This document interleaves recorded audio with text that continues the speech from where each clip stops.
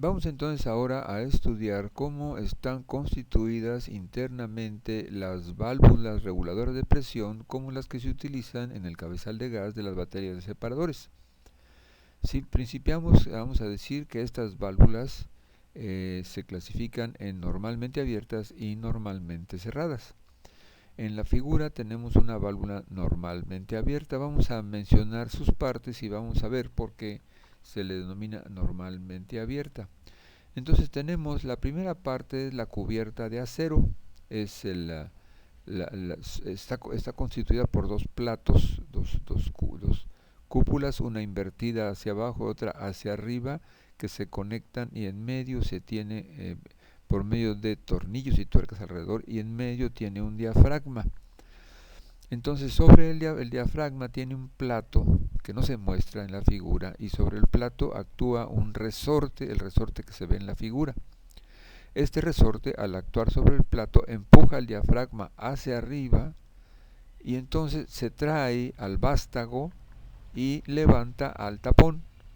El tapón 6, al levantar al tapón 6 se despega del asiento 7 y entonces se queda abierta la válvula, de tal manera que mientras no entre presión del piloto de control al diafragma por el acople 9, este se va a mantener abierto, se va a mantener levantado y entonces el tapón abierto. Entonces, si se llega a ir la presión a instrumentos en este equipo, la válvula se abre y se queda abierta hasta que no se restablezca esta presión de aire. Entonces se llaman normalmente abiertas, o sea, cuando uno recibe esta válvula está abierta, no tiene presión por el acople 9. Entonces ya tenemos que se tiene la cubierta de acero, luego se tiene el diafragma, que es normalmente de neopreno. El diafragma no está en contacto con el fluido cuya presión se va a regular.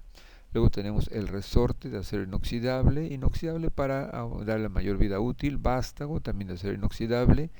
El prensa-estopas, que sirve para evitar que el gas que va a pasar por la línea fugue entre el vástago y los empaques que se tienen ahí, ¿verdad? Para evitar eso se tiene el prensa-estopas, que posteriormente vamos a ver cómo están construidos los prensa-estopas de todas las válvulas.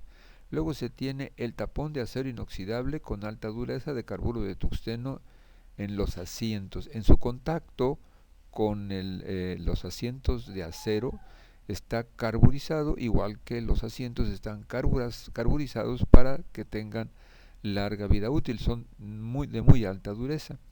Y por último se tienen las bridas conectoras que conectan al macho, ¿sí? Que es la parte inferior de la válvula.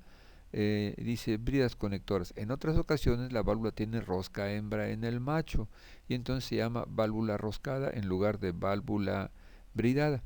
Y pues resulta que cuando las tuberías son de más de 2 pulgadas tienen que ser bridadas, las conexiones conviene que sean bridadas, y cuando es de 2 pulgadas para abajo pueden ser roscadas. Estamos mostrando aquí una válvula bridada. Dice, tanto las bridas como el cuerpo del macho son de acero. Entonces la parte superior es el actuador hasta el prensa-estopas y el macho, que es en donde se tiene el tapón y los asientos y las bridas. Vamos a ver la forma de operar de las válvulas normalmente abierta y normalmente cerrada. La normalmente abierta se le designa por NA, en inglés NO, y normalmente cerrada se le designa por NC en los dos idiomas. Dice, para válvula normalmente abierta, por el conector 9 llega la señal neumática controladora. Lo que explicaba, si el suministro de aire a instrumentos es a 20 psi, o sea, al piloto controlador, este manda una señal controladora que va a variar de 3 a 15 psi. ¿Sí? En 3, por ejemplo, estará abierta la válvula todavía, 15 estará completamente cerrada. Y si el suministro de aire es de 35 psi, pues la variación es de 60 a 30 psi. Claro que los diafragmas tienen que ser de diferente espesor, ¿verdad? Para manejar los diferentes rangos de presiones. Mayor el del caso de la señal de 6 a 30 psi.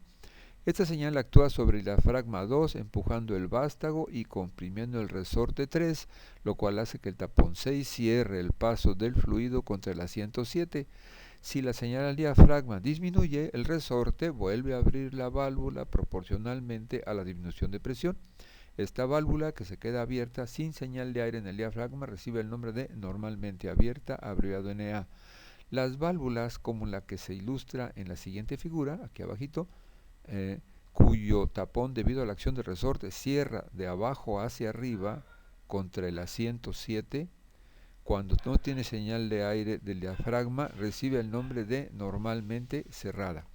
Y tenemos aquí una válvula normalmente cerrada. Como ven aquí, el resorte también está empujando hacia arriba, no tiene presión arriba, está empujando hacia arriba el diafragma, pero entonces el tapón, que está en la parte de abajo y está invertido, pues está sellando contra los asientos de la válvula, ¿sí? Los asientos 7 de la válvula.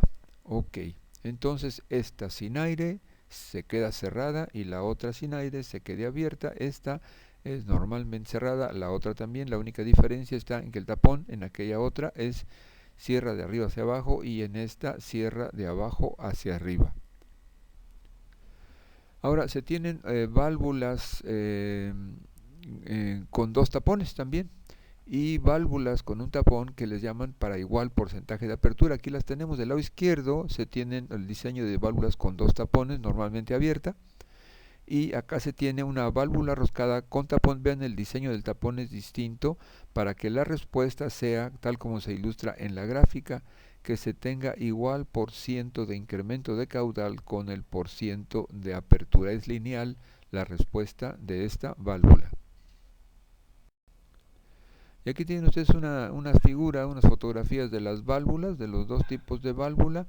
En la primera se tiene una válvula normalmente cerrada, ¿sí? Tiene el tapón abajo con asiento sencillo.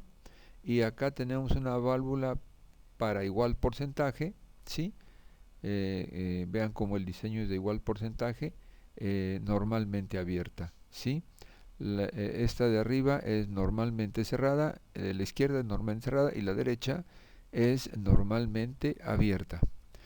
Se tiene que una parte que no habíamos enunciado en las figuras anteriores, el indicador. Se tiene una aguja que nos indica sobre una placa el % de la carrera, el % de apertura que se tiene en la válvula, ¿sí? Va de 0 a 100%, claro.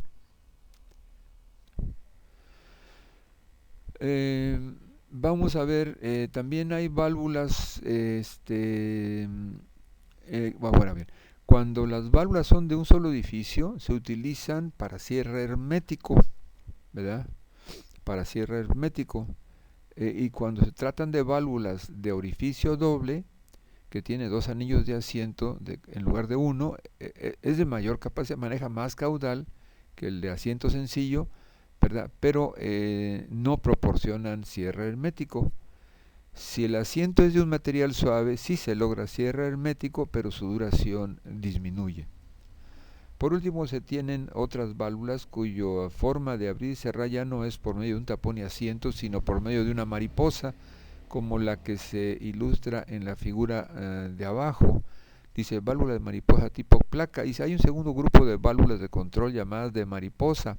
En ellas el actuador hace girar una mariposa o disco en torno a su eje, el cual abre o cierra el paso del flujo. Vean, el actuador mueve el vástago que actúa sobre esta palanca, ¿sí?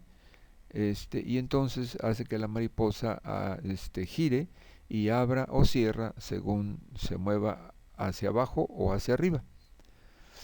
Ahora, hay de dos tipos. Esta que estamos mostrando aquí se llama de tipo placa, en la que dos bridas compañeras la presionan, ¿verdad?, en medio, y se le llama tipo placa. También hay de otro tipo, las llamadas de tipo carrete, como el que se ilustra aquí a la derecha, ¿verdad? Las dos, estas son bridadas, y las dos manejan bridas para su... bueno, la tipo placa está presionada por las bridas y esta otra está embridada a la línea.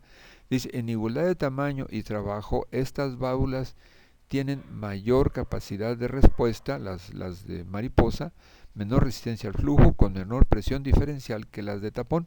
Normalmente las válvulas se pueden convertir de normalmente abiertas a normalmente cerradas con solo girar verticalmente el macho 180 grados, invirtiendo al mismo tiempo el anillo del asiento de las otras de la de tapón, ¿sí?